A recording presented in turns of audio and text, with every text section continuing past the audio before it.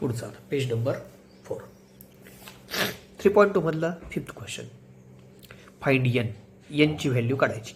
पहा काय दिलेले, n/8 factorial is equal to 3/6 factorial plus 1 factorial upon 4 factorial.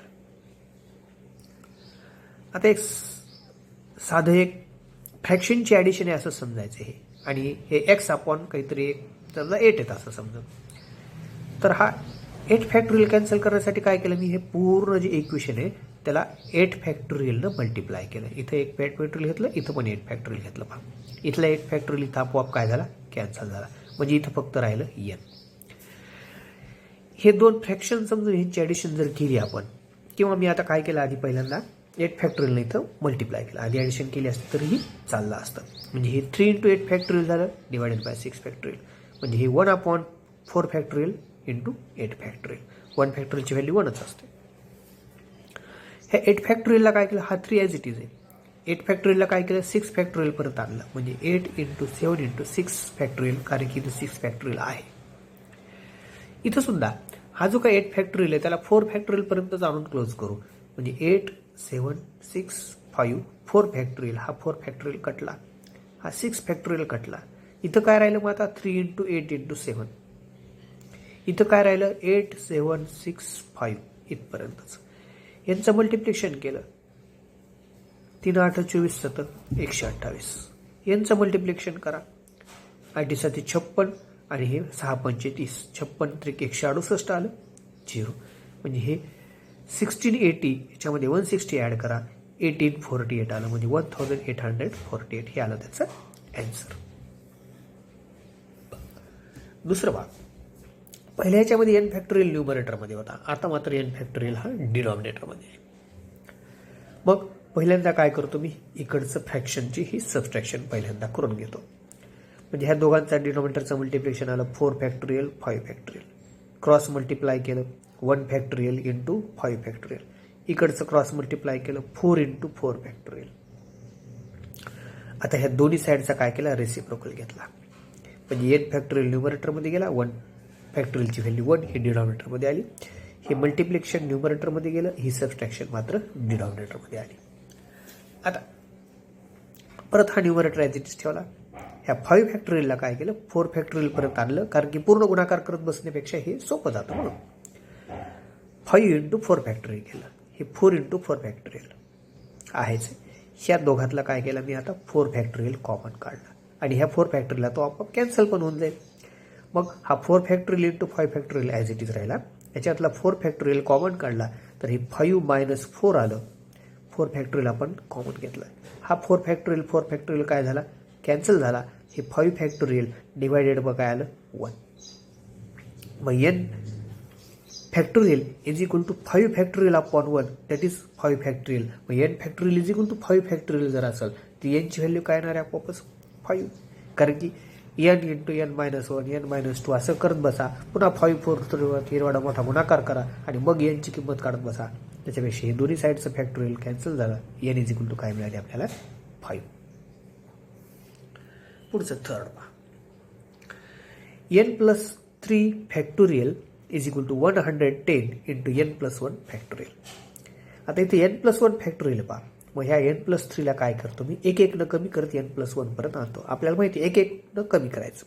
n + 3 factorial म्हणजे काय, पहिल्यांदा n + 3, सेकंड ब्रॅकेटमध्ये 1 कमी केला म्हणजे n + 2, थर्ड ब्रॅकेटमध्ये n + 1 फॅक्टोरियल. इथे n + 1 फॅक्टोरियल म्हणून इथंच त्याला काय केलं, क्लोज केलं. RHS तशीच लिहिली. आता हा दोन्ही साईडचा n + 1 फॅक्टोरियल आणि हा n + 1 फॅक्टोरियल काय झाला, कॅन्सल. इथं काय राहिलं मग आता n + 3 first bracket, second bracket n + 2 is equal to 110. आता इथून पुढे सोडवण्याच्या दोन पद्धती. एकतर ह्या दोघांचं मल्टिप्लिकेशन करा, क्वाड्रॅटिक इक्वेशन तयार होईल. ही 110 इकडे घ्या, क्वाड्रॅटिक इक्वेशन सॉल्व्ह करा. किंवा हे 1 न कमी आहे ही संख्या, मग ह्या 110 ला मी 11 × 10 करू शकतो. बरोबर 11 पेक्षा 1 न कमी आहे 10. म्हणजे n + 3 इज इक्वल टू जर तुम्ही 11 घेतलं आणि n + 2 इज इक्वल टू जर 10 घेतलं तर, किंवा इथे n + 3 आहे n + 2 आहे. म्हणजे ह्या 11 मध्ये ह्या 11 येण्यासाठी 3 जर ॲड करायची तुम्हाला, म्हणजे अशी कोणती संख्या आहे की 3 ॲड केले की 11 येतात, म्हणजे 8 + 3 केले की 11 येतं, कारण की n+3 आहे इथे n+2 आहे, म्हणजे कोणत्या संख्येत 2 ॲड केलं की 10 येतात, तर 8+2 येतं, म्हणजे बरोबर इथं 8+3 8+2, इथं n+3 n+2 आहे, म्हणजे nच्या जागेवर कोण आहे दोन्ही ठिकाणी 8 आहे, देअरफॉर n = 8. हे एकदम सोपं आहे, फक्त इथं हे व्यवस्थित ॲडजस्ट करता आलं पाहिजे, नाहीतर क्वाड्रॅटिक इक्वेशन करून पुन्हा सोडवून बसणं हे थोडंसं जास्त अवघड जातं. इथं 2च होतं म्हणून क्वाड्रॅटिक इक्वेशन 3 4 येऊ शकतात, म्हणून ही पद्धत त्याच्यामध्ये कशी आहे, सोपी आहे. पुढचं आहे पहा, 17 - n factorial divided by 14 - n factorial is equal to 5 factorial. आता ह्या 17 - n ला 1 कमी करत मी 14 पर्यंत आणतो. हे इथं चुकून आधी फॅक्टोरियल लिहिले गेले होते. 17 - n 16 - n झाला, पुढचा 15 - n, त्याच्या पुढचा 14 - n फॅक्टोरियल, आणि हा 14 - n factorial is equal to 5 factorial. तसाच हा कॅन्सल झाला, शिल्लक राहिलेलं लिहून काढलं. पाहत हे इथं काय आहेत, सगळ्यात शेवटचा ब्रॅकेट आहे,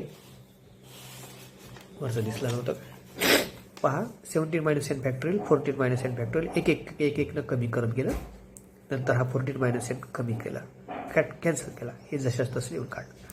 सगळ्यात कमी ब्रॅकेट असलेला 15 - n आहे, म्हणून मी ह्या प्रत्येकाला काय केलं, 15 + 2 केलं, म्हणजे हे 15 - n + 2, ह्याला 15 - n + 1, म्हणजे हे 15 + 1 16 झाले, 15 + 2 17 झाले, आणि हा 15 - n आहे. मग हे 15 - n जे आहे त्याला काय केलं, x कन्सिडर केला, म्हणजे फर्स्ट ब्रॅकेट काय झालं, x + 2, हा झाला x + 1, आणि हा x आला. ह्या 5 फॅक्टोरियलला 5 × 4 × 3 × 2 × 1 असं करू शकतो तुम्ही.